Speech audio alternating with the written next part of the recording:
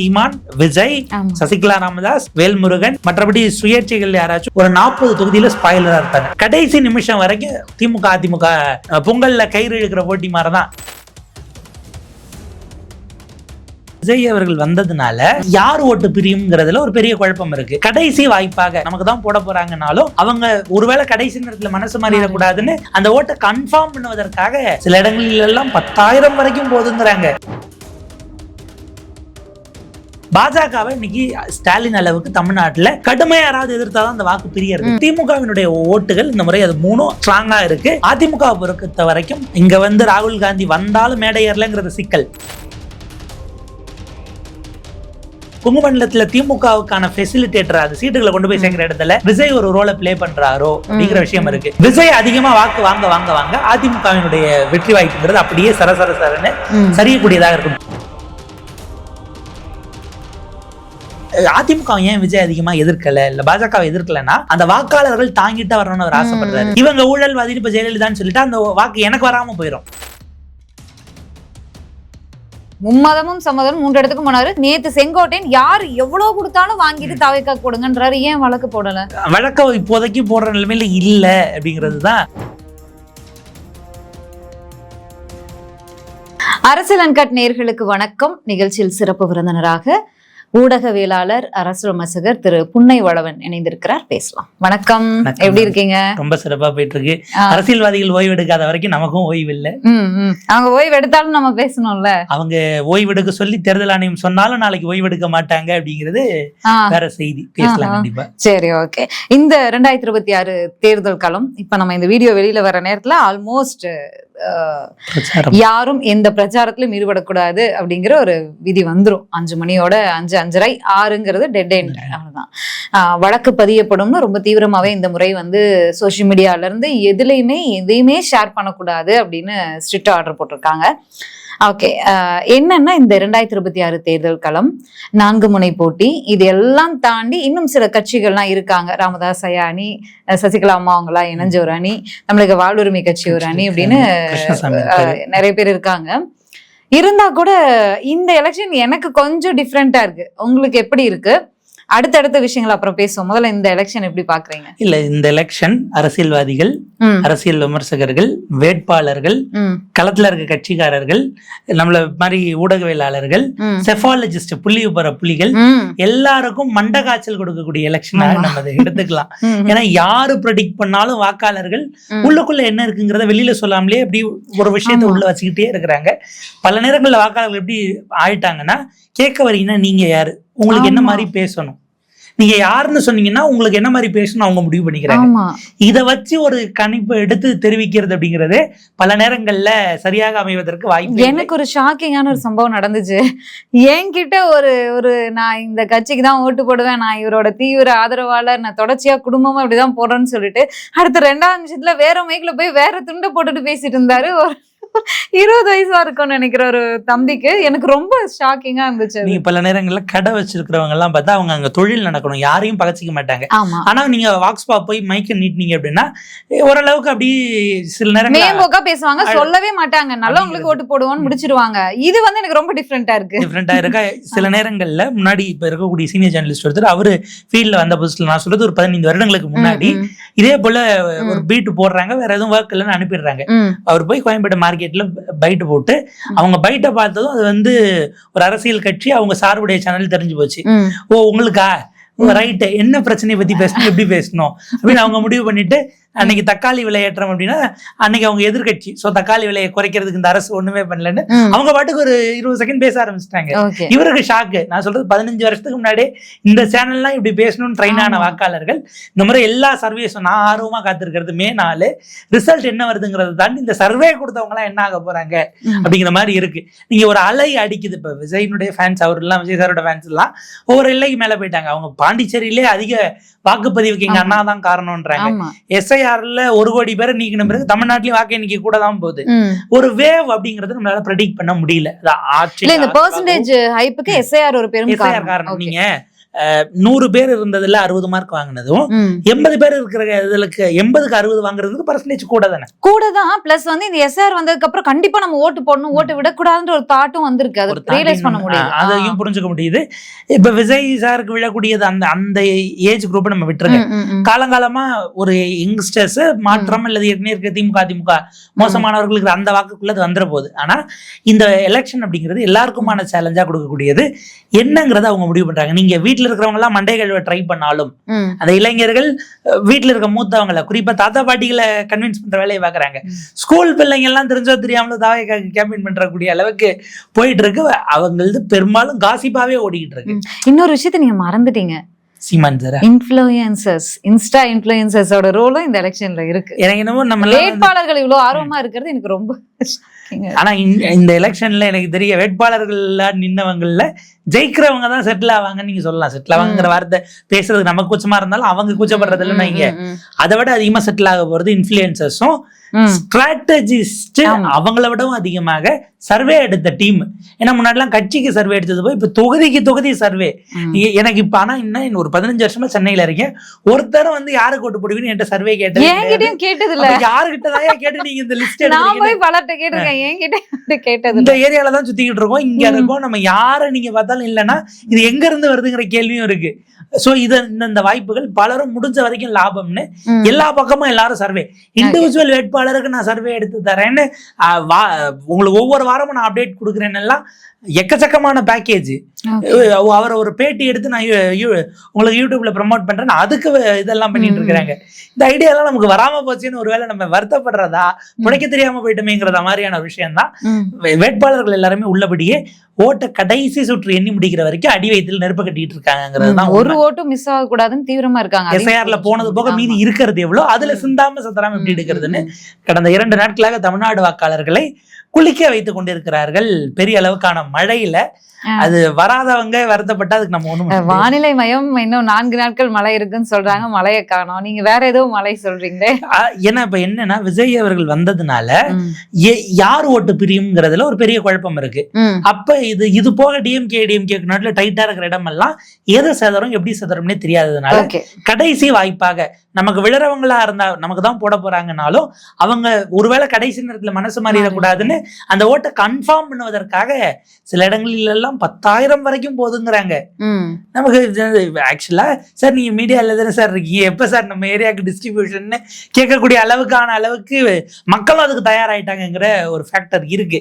இப்போ ஓவரால நம்ம பார்க்கும் பொழுது பர்ஃபார்மன்ஸ் நம்ம சேம் கேண்டிடேட் வைஸ் எடுத்தா இன்னைக்கு எல்லாரும் ரொம்ப முக்கியமா அவங்களுக்கான இடங்கள். எடப்பாடி பழனிசாமி அவர்கள் கொங்கு மண்டலத்துல சேலம் மாவட்டத்துல இருக்காரு. சீமான் அவருடைய தொகுதியில பிரச்சாரம் பண்ணிட்டு இருக்காரு. முதலமைச்சர் மு க ஸ்டாலின் அவருடைய தொகுதி. இதுல சம்பந்தமே இல்லாம சொந்த தொகுதிக்கு போகாம விஜய் சார் அவரு கடைசியா ஷெடியூல்ல நம்ம வழக்கமா ஒரு கிளம்பிட்டு நம்ம எப்பயுமே போற அதே இதுல ஆரம்பிப்போம். ஈசிஆர்ல ஆரம்பிச்சு அங்க இருந்து திருவான்மியூர், பாலவாக்கம், திருவான்மியூர், சைதாப்பேட்டு, பிறகு அண்ணா சாலைங்கிறது. எனக்கு இது வரைக்கும் என்ன புரியலன்னா, ஒரு அரசியல் கட்சி கடைசி நாள் பிரச்சாரத்தை அன்னைக்கு 5000 நிர்வாகிகளை கூட்டம் நடத்தணும் நம்ம கேள்விப்பட்டதே கிடையாது. அவங்களுக்கு எல்லாம் தேர்தல் வேலை இல்லையா? இப்ப வேட்பாளர்கள் எல்லாம் மாநில நிர்வாகிகள் அவங்களாம் இப்ப கிளம்பி வருவாங்களா? கடைசி நாள் டோர் டு டோர் போற வேலை, மற்ற வேலைகள். ஒருவேளை நீங்க கொடுக்காத தூய அப்படி போயிடாதீங்கன்னு சொல்லிதான் கூப்பிடுறாரு. கடைசி நாள் ஒருவேளை அவருக்கு ஒரு இன்செக்யூரிட்டி இருக்கா, இவங்க போய் இந்த கடைசி நாள் வேலை பார்த்து ஜெயிச்சிட்டாங்கன்னா இங்க வாங்க அப்படின்ற மாதிரி கூப்பிட்டுட்டாரான்னு ஒரு கேள்வி இருக்கு. அதுக்கு 5000 பேருக்கு QR கோட ரெடி பண்ணி இவ்வளவு நாங்க பண்ணிருக்கோம் அப்படிங்கிறாங்க. ரொம்ப வித்தியாசமா தான் இருக்கு. இப்போ மற்ற 3 பேர், 3 முதலமைச்சர் வேட்பாளர்களும் சீரியஸா இருக்கிறாங்க.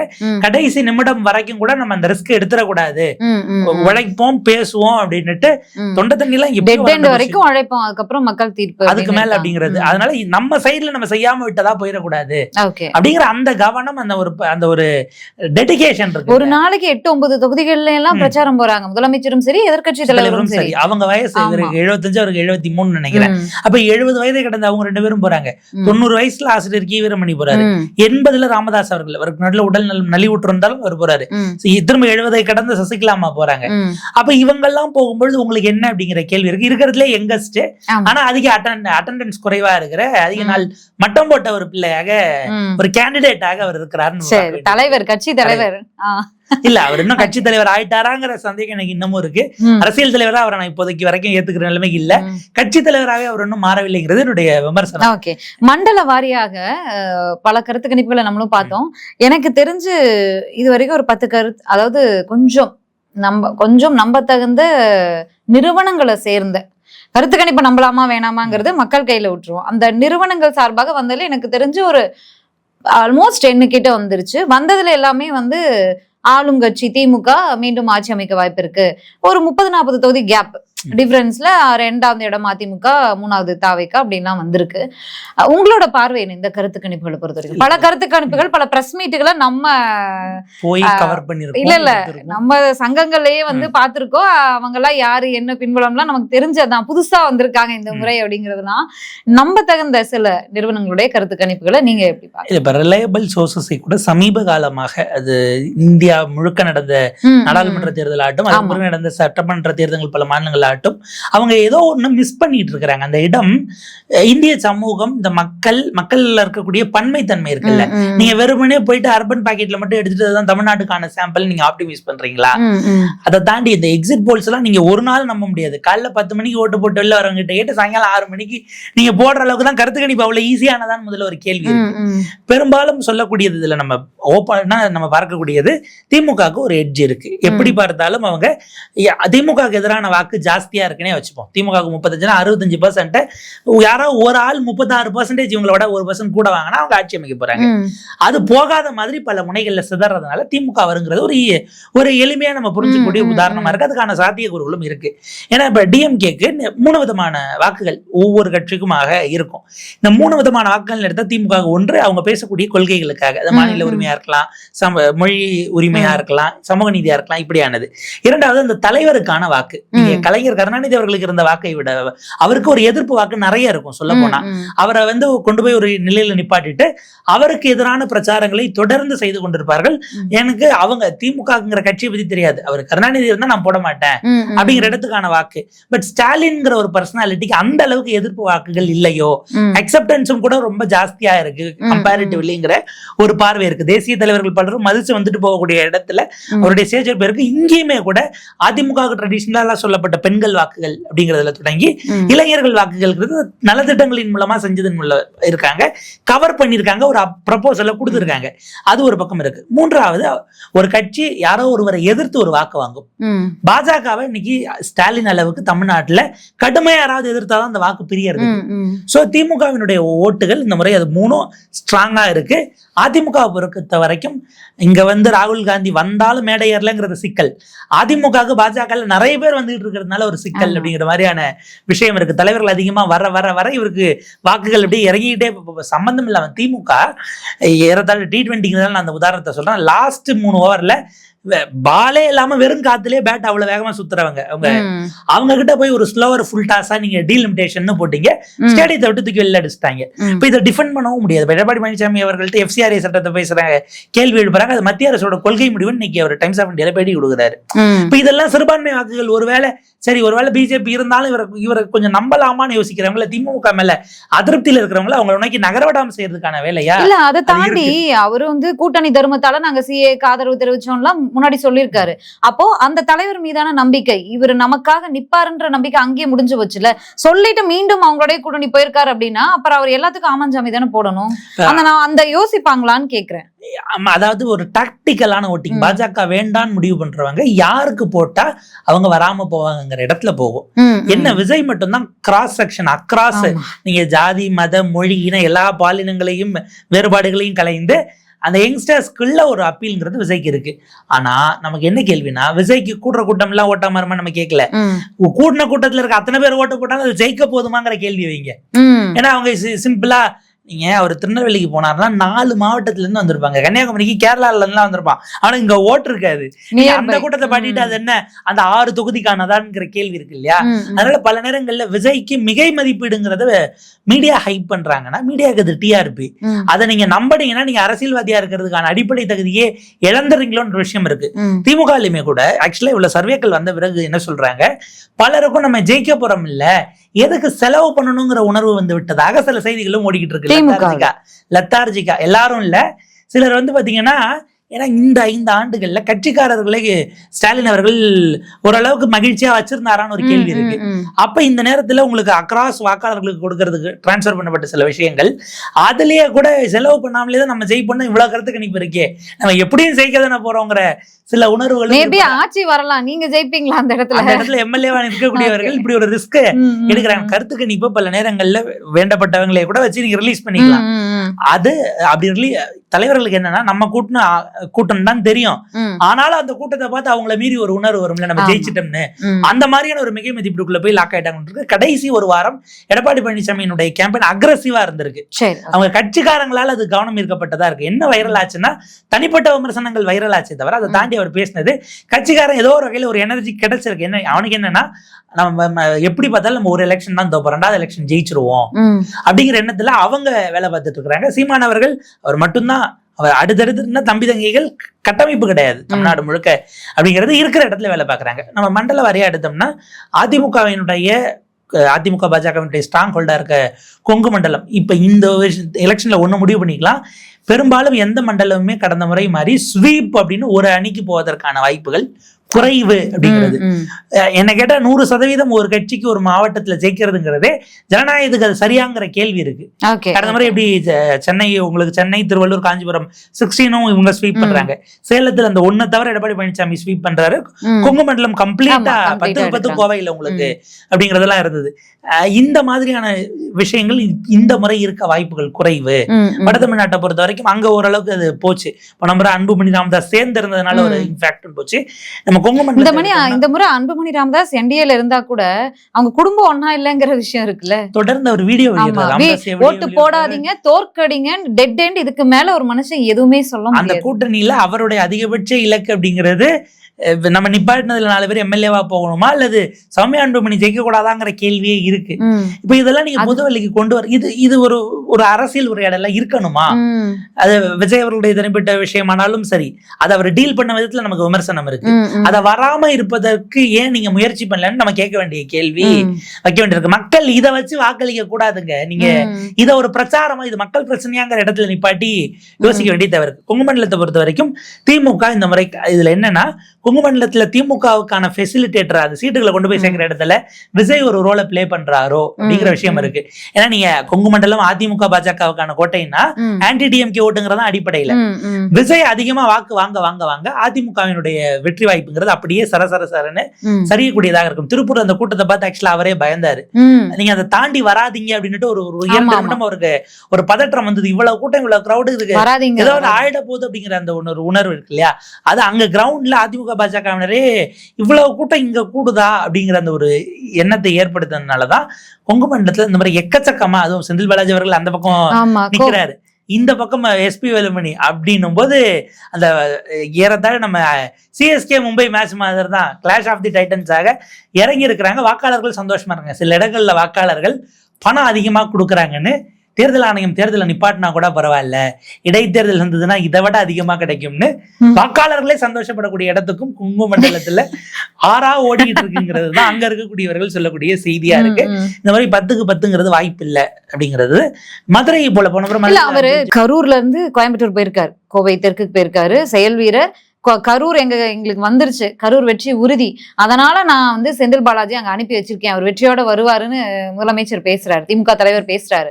இன்னொன்னு செந்தில் பாலாஜி அவர்களும் எடுத்துக்கொண்ட டாஸ்க வெற்றிகரமா முடிக்கக்கூடிய ஒரு நபரா தான் களத்துல இருந்திருக்காரு, அது எந்த கட்சியில இருந்தாலும் சரி. அப்படிங்கும் போது கோயம்புத்தூர்ல 10 தொகுதி சாத்தியம் இல்ல நம்ம எடுத்துக்க முடியுமா? 10க்கு 10 அடிப்பாங்களா? அதாவது அவங்க 10ல இருக்கிறது அப்படியே 0 ஆக்க முடியுமாங்கிறது தான். 1-2 முன்னாள் அமைச்சர்கள் வேலுமணி இவங்கெல்லாம் இருக்காங்க, தங்கமணி இவங்கெல்லாம் இருக்காங்க. அது போக இல்ல நான் சொல்றது, நான் கோவை சென்ட்ரிக்கா சொல்றேன். கொங்கு மண்டலம் முழுக்கவுமே இப்ப ஆக்சுவலா அதை செஞ்சு காட்டுறதுல பெரிய உதவியாக விஜய் இருக்காரு. நம்ம அணிலம்னா அப்புறம் தப்பா போயிடுறது. அவர் சொன்ன வார்த்தை தான், விஜய் தான் அதை சாத்தியப்படுத்த போறாரோ திமுகவுக்காக அப்படிங்கிற ஒரு இடம் குறிப்பா கொங்கு மண்டலத்துல அமையும் அப்படிங்கிறது ஒரு பார்வையா இருக்கு. அது மறக்க முடியாததாகவும் இருக்கு. ஏன்னா அவங்களுடைய அடிப்படை அவங்க இவ்வளவு நாள் வச்சுட்டு இருக்கிறது திமுக எதிர்ப்பு வாக்கு மண்டலத்துல, அதுலதான் நேரா போய் இவர் அடிக்கிறாரு. அதே அவங்களுடைய தலைவர்களா இருக்கக்கூடிய எம்ஜிஆர் ஜெயலலிதாவை கோட் பண்றாரு. நான் முதல்ல 3 சொன்னேன் இல்லையா, ஒவ்வொரு கட்சிக்கும் கட்சி பேசக்கூடிய சித்தாந்தம், அவங்க பேசக்கூடிய அந்த தலைவருடைய ஆளுமை, 3வதா யாரை எதிர்த்து வாக்கு வாங்குறாங்கன்னு. இதுல நேரடியா நேரடியா அவர் போய் அடிச்சு அதிமுக ஏன் விஜய் அதிகமா எதிர்க்கல இல்ல பாஜகவை எதிர்க்கலன்னா அந்த வாக்காளர்கள் தாங்கிட்டு வரணும்னு அவர் ஆசைப்படுறாரு. இவங்க ஊழல்வாதி இப்ப ஜெயலலிதான்னு சொல்லிட்டு அந்த வாக்கு எனக்கு வராம போயிடும், தலைவர்களே எடுத்துக்கிட்டு நம்ம அம்மாவை பேசுறாங்க, நம்ம அம்மாவை அவர் மோசமா திட்டாரு அப்படிங்கிற மாதிரி போயிடுங்கிறதுனால அவர் அது கான்சியஸா அதிமுகவை பேசாம தவிர்க்கிறாரு. ஏன்னா அந்த வாக்காளர் நமக்கு வரணும், நம்மள அரவணைச்சுக்கணும். அவங்க இதுல திரும்ப திரும்ப சொல்றதுதான் தாயிலா பிள்ளை போல இந்த இயக்கம் இருக்குன்ற மாதிரி ஒரு அண்ணா வரமாட்டாரா, ஒரு எம்ஜிஆர் வரமாட்டாராங்கிற அந்த இது வந்து ஓவராலா தமிழ்நாட்டுல அதிமுகவிற்கு பலவீனமா தான் இருக்கும். ஆனா கொங்கு மண்டலத்துல இது கை கொடுக்குமான்னு கேக்குறேன். ஏன்னா மொத்த அதிமுக தலைவர்களும் கொங்கு மண்டலத்துல தான் இருக்காங்க. அப்ப அது அங்க இது எடுபடுமான்னு கேக்குறேன். ராஜஸ்தான் சிஎம்ல இருந்து பலரையும் கொண்டு வந்து இறக்குனாங்கன்னு வைங்க, நீங்க அவங்க பிரச்சாரம் பண்ணி தாங்க கிடைக்க போதாங்கிறது.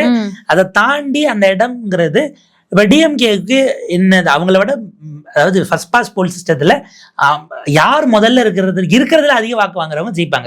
அது 50% நமக்கு அமெரிக்க இது மாதிரி 50.1ங்கிறதுலாம் கிடையாது.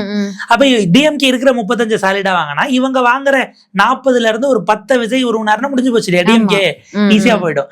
டிஎம்கே ஸ்ட்ராங்கா இருக்கிற இடத்துல விஜயனுடைய ஸ்ட்ராட்டஜி என்னவாக இருக்கிறது, அங்க ஒரு மைனாரிட்டிஸ் வாக்குகளை குடிக்கிறாங்க. ஏன்னா அவருக்கு திடீர்னு பக்தி வந்தது நம்ம பார்த்தோம். மும்மதமும் சம்மதமும் 3 இடத்துக்கு போனாரு. ஆக்சுவலி அது தேர்தல் விதிமீறல் தானே, ஷாலோட உள்ள போயிருக்க கூடாது. ஏன் வழக்கு போடல யாரும் சொல்ல, வழக்க போடுறதுக்கு இந்த சைடு இருந்து ஏற்கனவே பணத்தை வாங்கிட்டு ஓட்டு போடுங்கன்னாரு. நேத்து செங்கோட்டையன் யாரு எவ்வளவு கொடுத்தாலும் வாங்கிட்டு தாவேக்கா போடுங்கன்றாரு. ஏன் வழக்கு போடல? வழக்க இப்போதைக்கு போடுற நிலைமையில இல்ல அப்படிங்கிறதுதான் ஏதோ ஒரு சாஃப்ட் கார்னர் பாஜக. அவர் கோரிக்கைகள் எல்லாம் நிறைவேற்றி வச்சிருக்கிறது. சென்ட்ரல் கவர்மெண்ட் அதிகாரிகளை மாத்துங்க, காவல்துறை அதிகாரிகளை மாத்துங்க, எல்லாரையும் மாத்தி கொடுத்திருக்காங்க. இவ்வளவு மாத்தினாலும் விஜய் பிரச்சாரத்துக்கு போகணும் இல்ல, அவங்க அத்தனை செஞ்சு போயிருக்காருல. 8 முறை போயிருக்காரு, இன்னையோட சேர்த்தா 9 முறை. 234 தொகுதிக்கு 8 இடத்துல போனதுலே கவர் பண்ணிட்டாரு. அதுக்கு அவர் முதல்ல பிளான் பண்ண மாதிரி 5 மண்டலத்துக்கும் மாநாடு போட்டிருந்தாலே இது பரவாயில்லையா போயிருந்திருக்கும் அப்படிங்கிறது. சோ இப்ப நம்ம கொங்கு அப்படிங்கிறது 50-50 நோக்கி நகரதோ, விஜய் ஒரு இடத்துல ஒரு 15% கிராஸ் பண்ணி 20 எல்லாம் போறாரு அப்படின்னா அதிமுக அந்த இடத்துல அதிமுகவுக்கும் இல்ல விஜய்க்கும் இல்லைங்கிறதாக பார்த்து டிஎம்கே அந்த இடத்துல நகர்த்திட்டு வராங்கிற மாதிரி என்ன பார்க்கணும். நீங்க சவுத்தை நோக்கி போறீங்கன்னா கடந்த முறை அதிமுகவுக்கு மிகப்பெரிய அளவுக்கான வீழ்ச்சி அப்படிங்கிறது உங்களுக்கு 10% கொடுத்த பிறகு நிகழ்ந்தது. கடந்த முறை டிடிவி தினகரன் 21 தொகுதியில காலி பண்ணார். அவரை இப்ப என்டிஏக்குள்ள கூப்பிட்டு வந்தாலும் டிடிவி செஞ்ச வேலையை செய்யறதுக்கு சசிகலா அம்மா தயாரா இருக்கிறாங்க. அவங்க டார்கெட் அங்க திமுகவை தோற்கடிப்பதில்லை, தான் வெற்றி பெறுவதும் இல்லை, தான் வெற்றி பெற மாட்டோம்னு உங்களுக்கு நம்மளை விட நல்லா தெரியும் அப்படிங்கிறது இருக்கு. அவங்களுடையது எடப்பாடியை விடவும் டிடிவி தினகரனுடைய வேட்பாளர்களையும் சேர்த்து காலி பண்ணணுங்கிற ஒரு இடத்துக்கு போறாங்க. பாஜக இருக்கக்கூடிய தொகுதியில் அவங்க நேரடியா கேம்பெயின் போனாங்களா நம்ம ஆக்சுவலா பார்க்கணும். அவங்க இந்த தேர்தலில் ஸ்டாலினை எதிர்க்கிறத விடவும் எடப்பாடி பழனிசாமி நிறைய பேர் எதிர்க்கிறாங்க. டாக்டர் கிருஷ்ணசாமி அவர்கள் ஓப்பனா சொல்றாரு, 2 முறை நாங்க போய் பேச்சுவார்த்தைக்கு போனோம், எங்க சமூகத்தை அவர் அவமானப்படுத்திட்டாருன்னு அவரை தான் டார்கெட் பண்றாரு. அப்ப இப்படி அதிகமான விஷயங்கள் இருக்கு. சவுத்துல சசிகலாமா நிற்பாட்டக்கூடியது சில இடங்கள்ல எல்லாம் அவங்க தொடர்ந்து இந்த சமூகங்களிடம் வேலை பார்க்கறவங்களா இருக்கிறாங்க. இப்ப நயினார் இருக்கக்கூடிய சாத்தூர்லயே அவங்க நிப்பாட்டு இருக்கக்கூடிய சசிகராஜா அவர்கள் அவரே ஒரு 20,000 ஓட்ஸ் வரைக்கும் சாலிடா சொல்றாங்க. ஆமா, இதே மாதிரி சசிகலாமா போட்ட கேண்டிடேட்ஸ் அப்படிங்கிறவங்க அதே போல அமமுக மற்ற இடங்கள்ல போட்டது சில அமைச்சர்களுடைய தொகுதியை கூட டஃப் ஆகுது அப்படிங்கிறாங்க. அவங்களுக்குமே கடந்த முறை இருந்த அந்த ஒரு குஷன் இல்லாம போயிரும் அப்படிங்கிற விஷயமும் பேசப்படுகிறது. ஒரு மெய்யநாதன் அவர்களுக்கு ஆகட்டும், திருமயம்ல ஒரு ரகுபதி அவர்களுக்கு ஆகட்டும் கொஞ்சம் டஃபா தான் இருக்கு அப்படின்னு. அப்படி இருக்கிறது ஒரு வகையில அவங்க எங்கேயும் நகராம வேலை செய்யறதுக்கான ஒரு விஷயமா நம்ம பார்க்கலாம். அந்த தொகுதி மக்கள் இன்னும் சந்தோஷமா இருப்பாங்கிற லெவல்ல நிக்குது. சவுத்தை பொறுத்த வரைக்கும் டிடிவி கடந்த முறை செய்ததை இந்த மாதிரி சசிகலா வெற்றிகரமாக செய்தால் மீண்டும் அதிமுகவுக்கான பலவீனமாக போகிறது. ஓகே, லாஸ்டா வாக்குறுதிகள் இந்த எலெக்ஷன்ல எவ்வளவு முக்கியம் ரோல் பண்ணிருக்கு. அதை தாண்டி நீங்க முன்னாடியே சொன்ன மாதிரி ராகுல் காந்தி வந்து ஒரே மேடையில ஏறல, வராரு, ஒரு நாள் 3 இடத்துல பேசுறாரு, அங்க தென்கோடி வடகோடின்னு பிரிஞ்சிடறாங்க. அதனால வந்து ஒரே மேடையில பேச முடியலன்னு முதல்வர் விளக்கம் கொடுக்குறாரு. மல்லிகார்ஜுன கார்கே வராரு, பேசுறாரு. மற்ற பிற தலைவர்கள், இந்தியா கூட்டணியோட மற்ற தலைவர்கள் வந்து பேசுறாங்க. அரவிந்த் கெஜ்ரிவால்ல இருந்து நல்ல ஃபெமிலியர் ஃபேஸஸ் தான், கை கொடுக்கக்கூடிய ஃபேஸஸ் தான். இது எல்லாமே வாக்குறுதிகள் பிளஸ் இது எல்லாமே திமுகவுக்கு பிளஸ்ஸா இருக்கா? பாஜகவுக்கு நீங்க சொன்ன மாதிரி அவங்க வந்தது மைனஸ் அப்படிங்கிறது எல்லாருக்கும் தெரிஞ்ச விஷயம் தான். இந்த கூட்டணி ஜெல்லா இருக்குன்னு பாக்குறீங்களா களத்துல? இல்ல, ஜெல் ஆகிறதுல பிரச்சனை இருந்தது உண்மை. ஆனா கடந்த ஒரு வாரத்துக்கு முன்னாடி இருந்த அந்த மன வலி கண்ணீர் விட்டு அழுதுருக்காரு வெளியில நாங்க சிரித்து கொண்டே அழுகிறோம்னு மதிமுகல இருந்து வந்து வெளியில பேசினாங்க. வேற வழி இல்லைங்கிறதுக்காக ஏத்துக்கிட்டோங்கிற மாதிரியும் பேசினாங்க. திரும்ப அவர்கள் பேசி பண்ணது, பிரேமலதா அவர்கள் பேசினது வீடியோ திரும்ப சம்பந்தம் இல்லாம வைரல் ஆனது. இதெல்லாம் இருந்தாலும் கடைசி 5 நாள்ல ஜெயிக்கணுங்கிறது மட்டுமே பிரதானமா வச்சு இது எல்லாத்தையும் மறந்துட்டு தலைவர் ஓடிட்டு இருக்கிறாங்க. எதிர்பார்த்த ரிசல்ட் கிடைக்கலன்னா அந்த காயங்களை திரும்ப கிளறிட்டு மறுபடியும் பிரஸ் மீட்டுக்கு வருவாங்கிறத நம்ம பார்க்க வேண்டியிருக்கு. ராகுல் ஏறாதது நெருடல் தான். காங்கிரஸ் இருக்கக்கூடிய தொகுதிகள்ல திமுக காரங்க எப்படி மனசு வந்து வேலை பார்ப்பாங்கிறது அங்க. நீங்க இவ்வளவு பேசுறமே, உட்கட்சிக்குள்ளே இருந்ததெல்லாம் வானதி அவர்களை உட்கார வச்சு அண்ணாமலை வண்டி ஓட்டிட்டு போறாரு, நயினாரை உட்கார வச்சு ஓட்டினார்னா இன்னும் பெட்டரா இருக்கும். ஏன்னா அந்த ஈக்குவேஷன்ஸ் அப்படிங்கிறது அவங்களுக்கு உடம்பு சரியில்லை. இந்த எலெக்ஷன்ல அவங்க நல்லபடியா வந்து பூரண குணமடைஞ்சு வரட்டும், மக்கள்கிட்ட பிரச்சாரங்களை மேற்கொள்ளட்டும், கட்சி அமைப்பு பார்த்துக்கும். எஸ்பி வேலுமணி அவர்கள் அந்த ஸ்ட்ரக்சரை பாத்துக்கிறாருனாலும் மக்கள்கிட்ட அவங்க போட்டோம், மக்கள் இறுதி முடிவு எடுக்கட்டும். அவங்க அதே நேரத்தில் பூரண நலம் பெற்று வந்து பொது வாழ்க்கையில தொடரணுங்கிறதா எல்லாருடைய விருப்பமும் கூட. அதை தாண்டி உங்க கட்சியாக நீங்க செஞ்சுட்டீங்க, தொகுதி மாறுறீங்கனாலே பல நேரங்கள்ல உங்களுக்கு கான்பிடென்ட் இல்லைங்கிற ஒரு விஷயம் ரொம்ப சிம்பிளா போயிடும். இப்ப அதிமுக என்ன நினைக்கிறாங்கன்னா, அவங்க வச்சிருக்கக்கூடிய ஸ்ட்ராட்டஜி ஒரு 130 தொகுதி அவங்க எய்ம் பண்றாங்க. 130ங்கிறதுல ஒரு 40 தொகுதி திமுகவின் கூட்டணி கட்சிகள் நிற்கக்கூடிய இடம். அங்க ரெட்டையிலையோட நம்ம கை சின்னமோ அல்லது மற்ற சின்னங்கள் முரசோ இங்க அடிக்க முடியுமா, அங்க நம்ம நிறைய எடுக்க முடியுமா அப்படின்னு பாக்குறாங்க. இரண்டாவது பாத்தீங்கன்னா, அதிமுகவுக்கான ஸ்ட்ராங் பேஸ் அந்த முதல்ல ஒரு 30 பேர் பட்டியல் வெளியிடுறாங்கன்னா அவங்களாம் முன்னாள் அமைச்சர்கள், திரும்ப அவங்க தான் ஜெயிக்க போறாங்கிற அளவுக்கு அங்க அந்த இடத்தையும் அவங்க கோட்டையா மாற்றி வைத்திருக்கக்கூடியவர்கள். அதுல ஒரு 20 அடிச்சுட்டு வந்தோம்னா மீதி அவங்க போக்கஸ்டா ஒர்க் பண்ணக்கூடியது. அதிமுக பொறுத்த வரைக்கும் இப்போ ஒரு 60 பேருக்கு முதல் முறை எம்எல்ஏ வாய்ப்பு கொடுத்தாங்க இல்லையா, அதிமுக அதை எப்படி ரீட் பண்ணுதுன்னா, ஏற்கனவே இருந்திருந்தா நம்ம கட்சி தோக்கும்னு திமுகவே உணர்ந்ததுனாலதான் மாத்திருக்காங்கன்னு அவங்க அதை ரீட் பண்றாங்க. நியூ ஃபேசஸ் 35 பேர் இளைஞர் அணில இருந்து வந்திருக்காங்க, அவங்க அந்த தொகுதிகளுக்கு நியூ ஃபேசஸா தான் இருக்காங்க. இது எப்படி எடுபடும்? இல்ல அவங்க நினைக்கிறது அப்ப ஏற்கனவே இருந்தவர் இருந்திருந்தா இங்க இப்ப அது வந்து ஏற்கனவே இருந்த எம்எல்ஏக்கோ இல்ல எம்எல்ஏ கேண்டிடேட் மேல ஒரு அதிருப்தியா இல்ல திமுக மேல அதிருப்தியான்னு நம்மளால புரிஞ்சுக்க முடியல. பட் அங்க கொஞ்சம் இழுத்து வேலை பார்த்தோம்னா, ஏன்னா அதே இடத்துல சீனியர்ஸ் கேட்ட சீட்டு கேட்டவங்க இருப்பாங்க, அவங்களுக்குள்ள ஏதாவது முரண் இருந்தா அதுல இருந்து நம்ம இழுத்துட்டு போயிட முடியுமா? அதாவது திமுக எல்லா அணிகள் இணைந்து மனங்கள் எம்எல்ஏ சீட்டு கேட்ட மீதி 4 பேர் இருப்பாங்கல்ல, ஒதுக்கப்பட்டவர்கள் புதுமுகங்கள்லாம் ஏற்கனவே இருக்கிற சீனியர்ஸ் கூட சேர்ந்து வேலை பாக்குறாங்க. நீங்க அவங்களுக்கு நான் வேலை பார்க்க மாட்டேன்னு சொல்ல வேண்டாம், வேலை பார்க்காம அமைதியா உள்ள இருந்து உட்கார்ந்துட்டே வேலை பார்க்காம இருந்தாலே போதும் இல்லையா? கடந்த முறை 2 உதாரணம் நமக்கு திமுகலே இருக்குல்ல.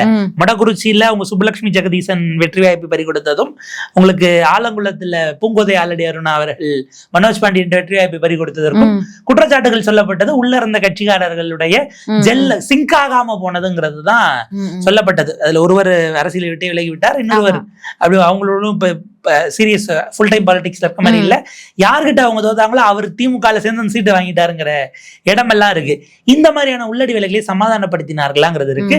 அப்படி பார்த்தா இதை விட அதிகமா சீட்டு கிடைக்காதவர்கள் பாஜக நினைச்சும் கிடைக்கல அப்படிங்கிறது இருக்கு. இப்ப அண்ணாமலை எடப்பாடி அவருடைய பாதுகாவலர் மாதிரி அவருக்கு ஆதரவா தமிழ்நாடு முழுக்க இவ்வளவு பிரச்சாரம் பண்ணியிருக்கிறாரு. அது களத்துல என்ன செய்தியை கொண்டு போயிருக்கு, அண்ணாமலையினுடைய டீமாக இன்னமும் பிரிஞ்சு இருக்காங்களா, இதெல்லாம் பல கேள்விகளா இருக்கு.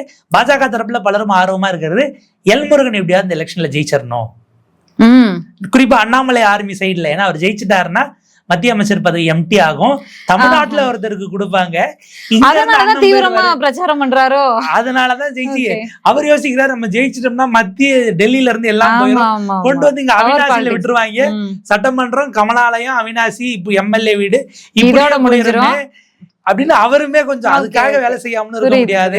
நம்மளுக்கு அதுவும் திரும்ப திரும்ப திரும்ப அவங்க அதிமுக ஜெயிச்ச தொகுதி வருது, நம்ம அவர்கள் கன்சிஸ்டன்டா ரிட்டைன் பண்ண தொகுதி, அது பலமான இடத்துல வேற இறக்கிருக்காங்க. பட் டாக்டர் கோகிலாமணி வந்து அவங்களுக்காக திமுகவும் அங்க நல்ல ஸ்ட்ராங்கா வேலை பார்த்துட்டு இருக்காங்க. ஒரு டஃப் ஃபைட்டா தான் போகும். ஆனா பாஜக தரப்புல எல்முருகன் எப்படியாவது ஜெயிச்சிடணும் அப்படிங்கிறதுக்காக பார்த்துட்டு இருக்காங்க. அது ஒரு வினோதமான கட்சி தான். தேர்தலில் நீங்க தோத்தீங்கன்னா உங்களுக்கு வேற பதவி, கவர்னராகவோ இல்ல மத்திய அமைச்சரவை இப்படியான விஷயங்கள் எல்லாம் கிடைக்குங்கிறதா இருக்கு. இது ஓவராலா பார்க்கும்போது ஒரு 50 தொகுதி நம்ம இப்பயே பிக்ஸ் பண்ணிக்கலாம். இது திமுக இது அதிமுக எப்படியும் வந்துட்டாங்கன்னு. ஒரு 34 தொகுதியில கடைசி சுற்று வரைக்கும் போகும். ஏன்னா சீமான், விஜய், சசிகலா ராமதாஸ், வேல்முருகன், மற்றபடி சுயேட்சைகள் யாராச்சும் டாக்டர் கிருஷ்ணசாமி இப்படியான செல்வாக்குடையவர்கள் ஒரு 40 தொகுதியில ஸ்பாயிலரா இருப்பாங்க. மீதி இருக்க 90 தொகுதியில தான் கடைசி நிமிஷம் வரைக்கும் திமுக அதிமுக பொங்கல்ல கயிறு இழுக்கிற போட்டி மாதிரிதான் 2 பக்கமும் முழு பலத்தோடு நின்றுகிட்டு இருக்கிறாங்க. இதுல என்னன்னா கயிறு இழுக்கிறதுக்கு முனை இல்லாம விசில் ஊதுற இடத்துல விசில் சின்னத்தோட ஒருத்தர் நின்றுட்டு இருக்காருங்கிறது தான் ம், நம்ம இந்த இடத்துல பார்க்க வேண்டியிருக்கு. இந்த 90 தொகுதிகள் தான் எந்த பக்கம் ஸ்விங் ஆகுதுங்கிறத பொறுத்து ம். எலெக்ஷனுடைய முடிவுகளே இருக்கும் அப்படின்னு நம்ம பார்க்க வேண்டியிருக்கு. ஓகே, பேசுறதுக்கு நமக்கு நேரமும் இல்லை இதுக்கு மேல. ஆனா கூட முதல்வர் அவர்களுடைய உழைப்ப, எதிர்க்கட்சி தலைவருடைய உழைப்ப அந்த கட்சி வேட்பாளர்களும் தொண்டர்களும் போட்டிருக்காங்களா அப்படிங்கிறதுமே இந்த ரிசல்ட்டுக்கு அப்புறம் தெரிய வரும்.